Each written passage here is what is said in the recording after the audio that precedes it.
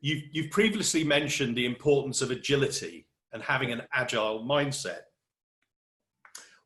What is an agile organization, and how can an organization shift to an agile operating model? It's a good word, you know, an agile mindset. What is it? I mean, I think then the thing, it depends on the size of your organization. So you got small companies that maybe do one, sole traders, 2 or 3 people. You got massive big companies, BP and all these, Microsoft, all these things. So people talk about an agile mindset. I think there's a few things that I'll kind of share my thoughts about this. I do believe in diversity and inclusion. I think the more diverse your workforce can be, the more you're going to create an agile mindset with different views.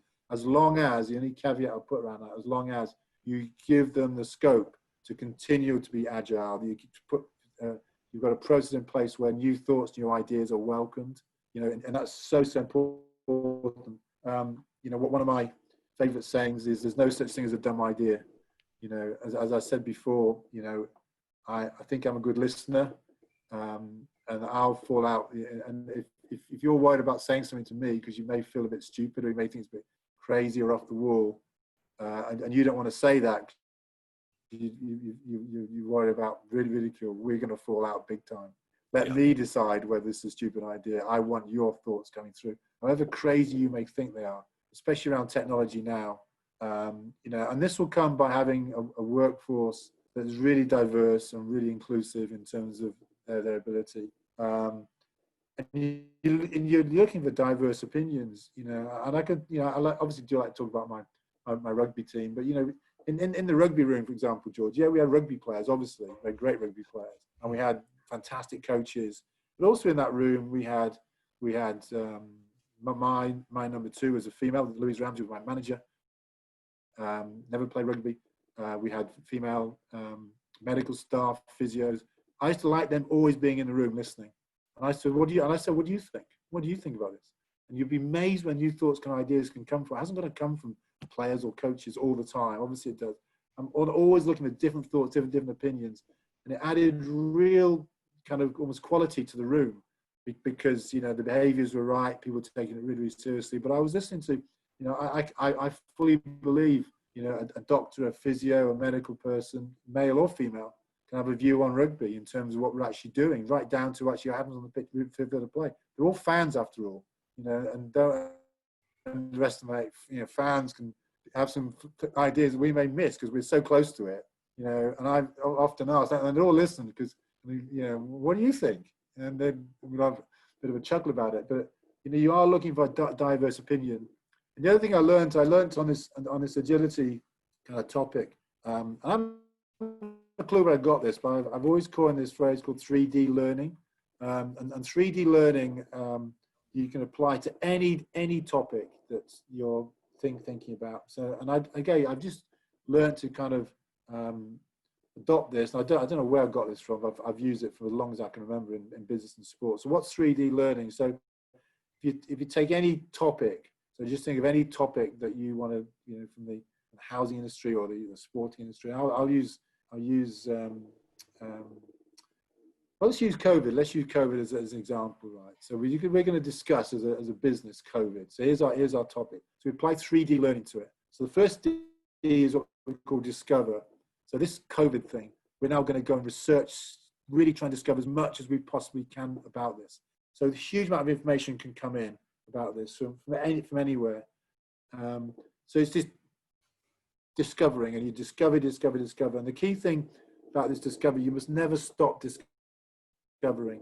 This thing's it may move from COVID to, a pandemic in case it happens again.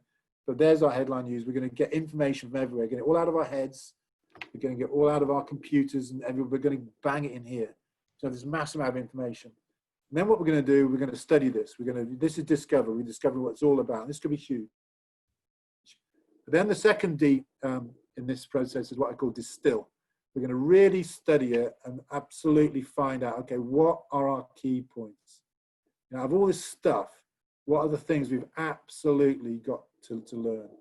And and I mentioned COVID already for obvious reasons. So it could be And I'm not, I'm like everyone else, I'm listening on TV, I'm reading a lot about it. It just seems to me the discover thing, from straight away, a couple of key points. You had to lock down your borders immediately.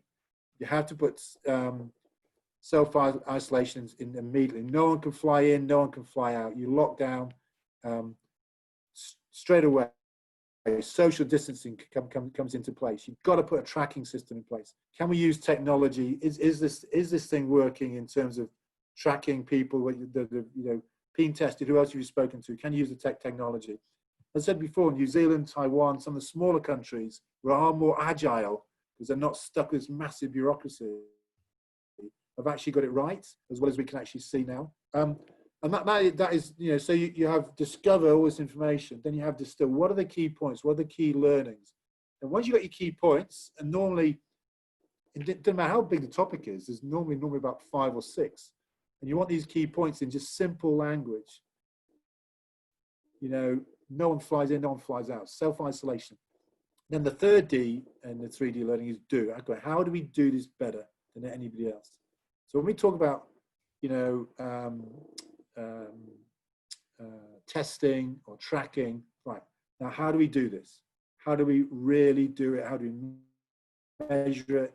How have we got the technology? Where can we find technology around the world, et cetera, et cetera? So that's it. It's a really simple process, but even applying to somebody where the whole world's struggling with this, that's how I do it. If I was in the government, I go, so okay, 3D. What is this thing all about?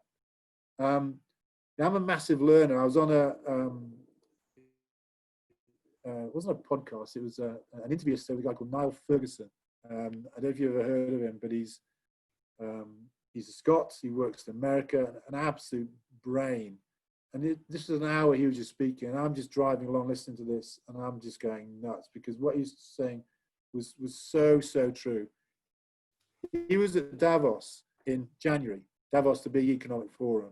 Yeah. This was all kicking off. It was a big economic forum. Anyway, he was in this big, high-powered meeting. He was speaking at it, and he said nobody was talking about this. This was just something that may not happen. He made a presentation about it, saying, "Look, this thing is coming our way. This thing is, So I said, maybe like he said, well, all we're talking about here is about climate change. Climate change is not coming at us in the next few weeks. This coronavirus is coming at us on a 747 from China as we speak. It is coming to all around the world, and we're sitting here. No one's bothered about it. No one's discovering it. No one's actually working out what's going on." And he said a few of us were trying to, always shout people down at this meeting, and no one's listening. They said, well, no one's bothered about it. That was middle of January. And there's obviously then something was happening.